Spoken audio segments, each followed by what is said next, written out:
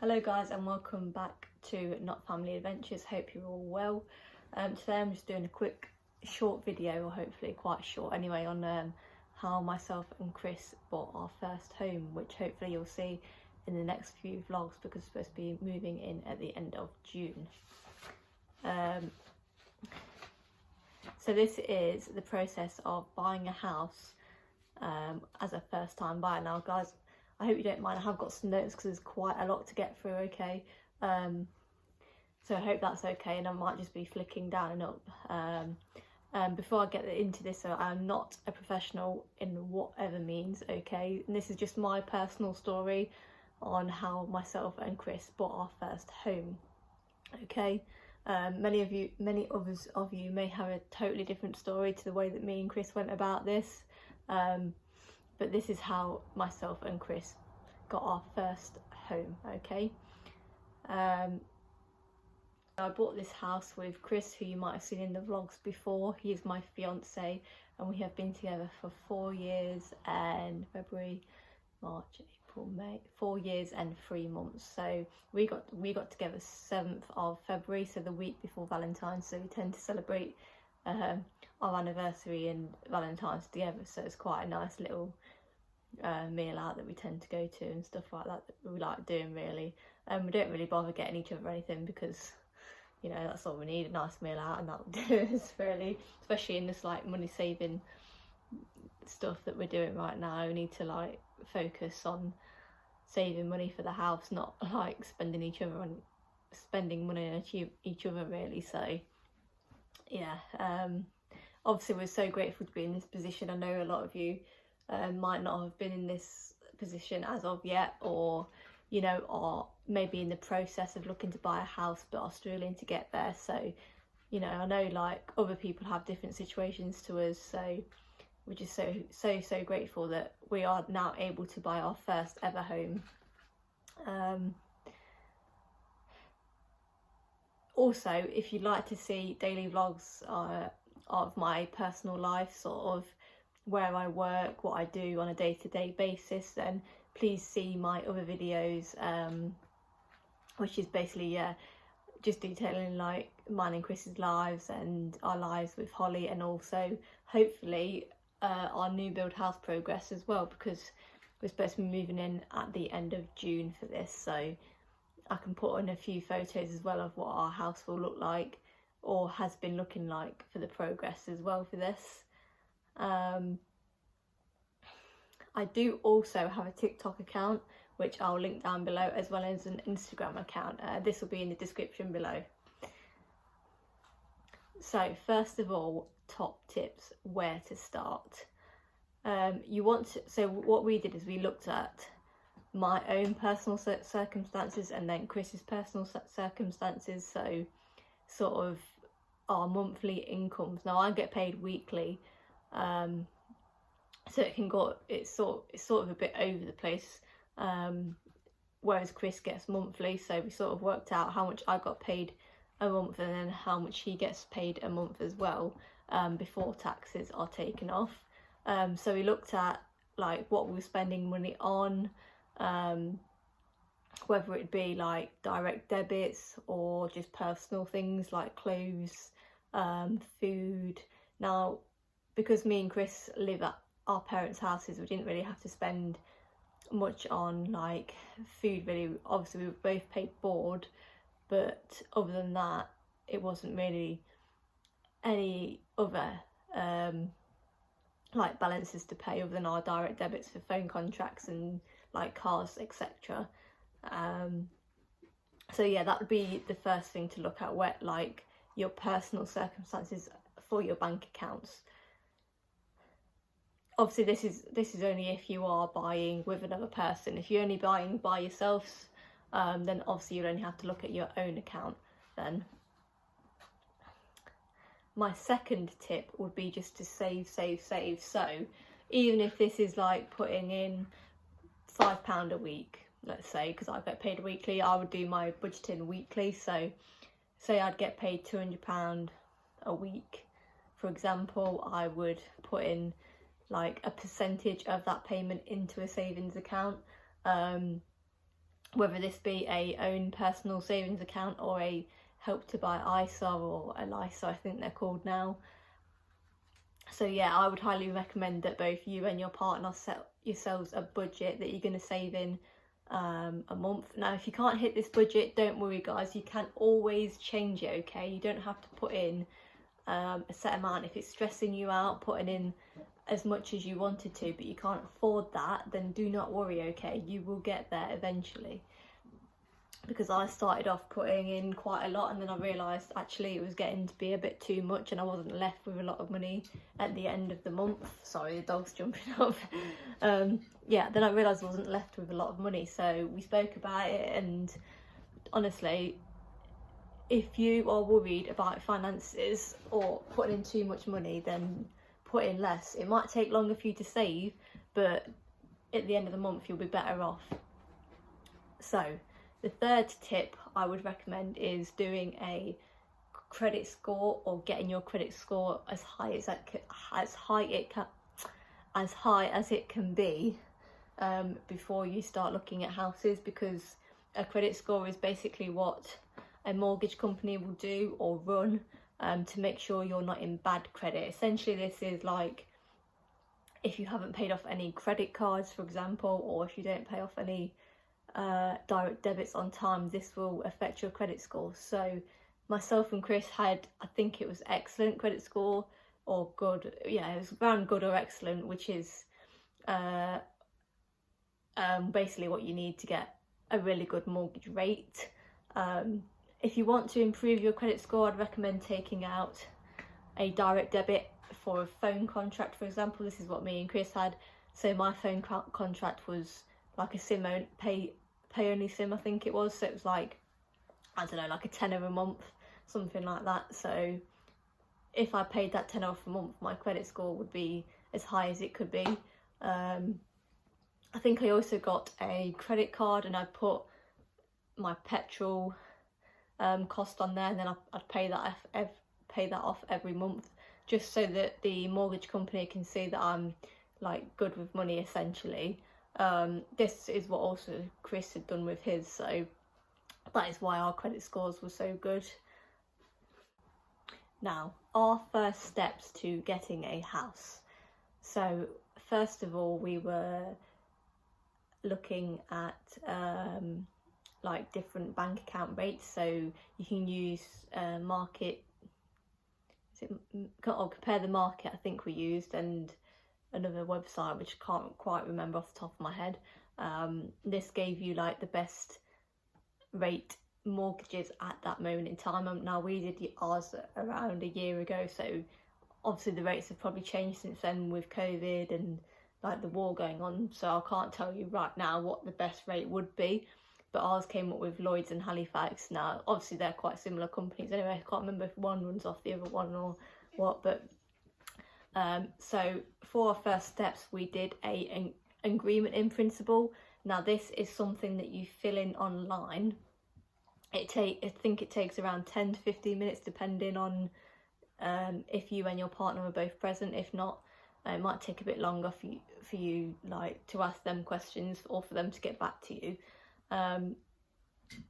So this is basically a valuation that they will give you at the end of the agreement in principle, which is done online, and it will tell you a rough estimate of what you and your partner can afford. Now it will ask you questions like, are you buying on your own, are you buying with someone else, or do you have anyone to care for example a child, or are you paying off any credit cards? Now it might have changed since I last did it, there might be a few more questions now, I don't know, but it was really simple to use, so do not be afraid of this. And then they'll send you a email through of that valuation, which then you can set up a meeting with a mortgage, what do you call them, a mortgage, do you know what, it's gone out of my head now.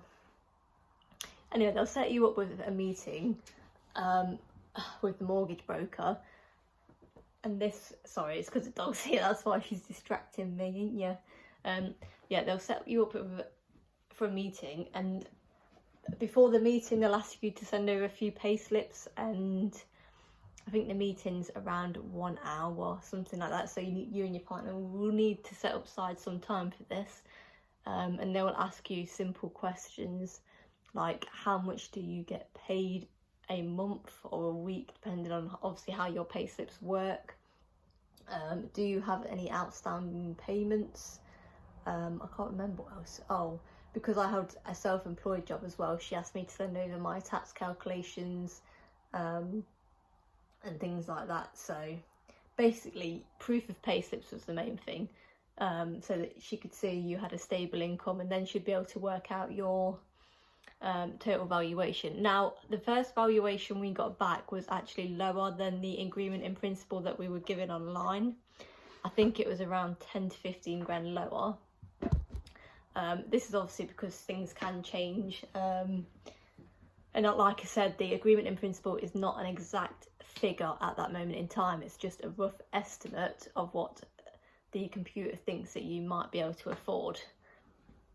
Obviously we were quite disappointed with this figure to start with, but like she said, she said to us, with this amount would you still think you would be able to afford a house? Now, we both said yes, because we thought at that moment in time that that figure that she gave us would be enough to afford a house.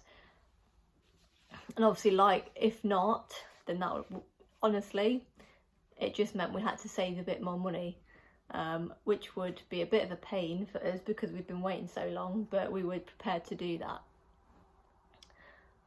So after this, the figure that she gave us, we then looked on houses on Rightmove, and I think there was also Zoopla as well. But there was a shared ownership house that we had found. Now, this was in the East Midlands area. I'm not going to tell you exactly where. We found a house that was a 3-bed with 2 parking spaces, a downstairs toilet and an upstairs bathroom. It was on for 70% share with 30% rent. So those of you who don't know what shared ownership is, essentially, if you buy this shared ownership scheme, it means that you would buy a percent of the house, so say 50%, but that means you'd pay 50% on rent. So you would own 50%, but only pay 50% on the rent. Okay, so in our situation, it was 70% share and 30% rent. Now, we obviously sent through all the pay slips and all our details, proof of ID, proof of address. This was all going fine, and then we were waiting to reserve the plot, but then obviously COVID hit, and because there was a massive wait on roof tiles, we decided to pull out because it was going to be a long wait, and we just didn't know exactly how long for these roof tiles it was going to be before they came. And obviously we had already waited so long for a house, we didn't want to sort of put our house progress on hold, really, because we were so excited to get a house, and the site couldn't give us an exact date for the roof tiles that they were going to come in. So we decided to pull out of that, which is absolutely fine, guys. If you put on that offer on a house and then you decide a few weeks later or a week later that you regret it, then honestly, pull out. Don't stick with it, okay? That's what I would recommend. So, job. So for those of you who don't know me or haven't watched my previous vlogs, I work at Home Bargains. So I've started my studies off at college, and then I went to university to study sports coaching. So alongside my Home Bargains job, I had a sports coaching job, which was self-employed. So but now I've decided to sort of up my hours at Home Bargains and leave my self-employed job whilst I was getting a better mortgage. So then our house that we have found came about because Chris's dad used to be a site manager for a specific site. I'm not gonna say which one because it's like privacy reasons. But we ended up finding a house at Davidson site, which is a 2-bed Dudley. Now it's got a bathroom downstairs, a bathroom upstairs, 2 bedrooms, a small garden which is turfed and fenced, and 2 parking spaces at the front. Now we don't get any extras included with this, we didn't pay for any extras either, so as standard we got our turf and fence, as I say, cupboards, worktop, and then all the like TV like cabinet things and units or whatever's in your kitchen as well, and the boiler, radiators. So we went down the other day actually to get our carpet, so this should be coming in store soon. So back in December we went down to reserve our house, which was a £500 reservation fee. Now this went straight to the site. I don't know whoever processed it, but yeah, this went straight to the site essentially, to reserve our plot. We then put our little sticker down on our plot number, which was great feeling. And then in January we signed contracts. So essentially what this means is you have bought your house, you just haven't exchanged contracts yet. Now we were able to afford this house. Now we wouldn't have been able to afford this house initially, but once we spoke to the mortgage broker who worked for the site, they explained that they were doing a first time buyer scheme. Now this is essentially where the site will give first time buyers a % discount on a house. So say we bought our house for 80%, you would get 20% off. So you'd get 20% off the price of the house essentially. But when you come to resell, you could only sell that house for 80% again, okay? So for the new people that were buying your house, they would also get 20% off. Now this is a first time buyer scheme that I think runs on the house for ages. I don't know how long, but it will run after years and years now, because that's what a first time buyer scheme. Now it's totally different to a help to buy ISA, where a help to buy ISA you get I can't remember what % it is off now, but again you get % off, but you have to pay that back, whereas in the first time buyer scheme you do not have to pay this money back, okay guys? Now there was clauses to this. We had to reside in the area, work in the area, or no family that lived in the area, okay? Now Chris was lucky enough to live in the area, so that is why we got the discount, and we were then approved for this, so we finally got the ball rolling on that. Now the solicitors that we used were Zurich. This is ones that came with the site also. So they ran a survey fee. So they did an initial survey fee through Halifax. That was £100, and then they did like a big massive survey then, which shows all your like problems around the area. So will there be turbines or railway tracks, signs of subsidence, things like that. Now ours all came back with passes, and it showed, I think, in the future that there might be a few turbines around the area, but that wasn't a problem to myself and Chris, because we live sort of near farm country areas, so we were not fussed about this at all. So we sent through, to get our mortgage we had to send through pay slips. So I had to send through 12 pay slips because again I was paid weekly, so this is essentially 3 months pay slips I sent through, and Chris sent through 2 months because he just started a new job. He could only send 2 months, but the solicitors assured us that this was absolutely fine, so luckily we managed to get our mortgage with this. So yeah, we paid, again, like I say, we paid the solicitor a part payment. I think that was around, £400. So we've still got another payment to pay once we exchange contracts. Not once we exchange contracts, we've already done that. We've still got a payment to pay once we have done our completion day. So for our exchange of contracts, we had to basically get witness signatures. Now I decided to take mine into work because you can't have like a relative sign for you.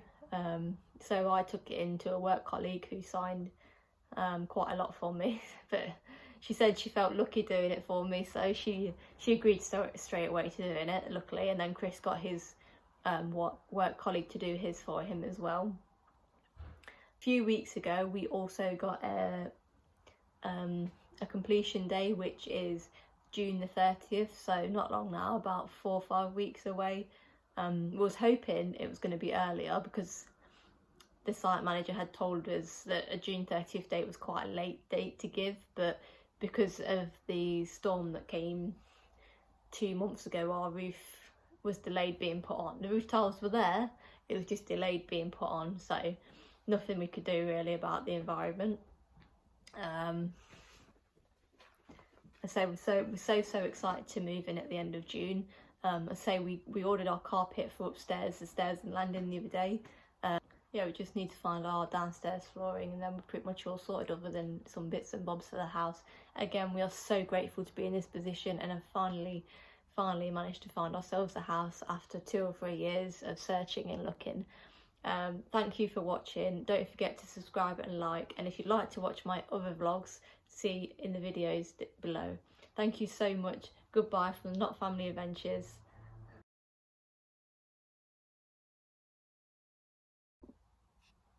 Yeah, we just need to find our downstairs flooring, and then we're pretty much all sorted other than some bits and bobs for the house. Again, we are so grateful to be in this position and have finally managed to find ourselves a house after 2 or 3 years of searching and looking. Thank you for watching. Don't forget to subscribe and like, and if you'd like to watch my other vlogs, see in the videos below. Thank you so much. Goodbye from Not Family Adventures.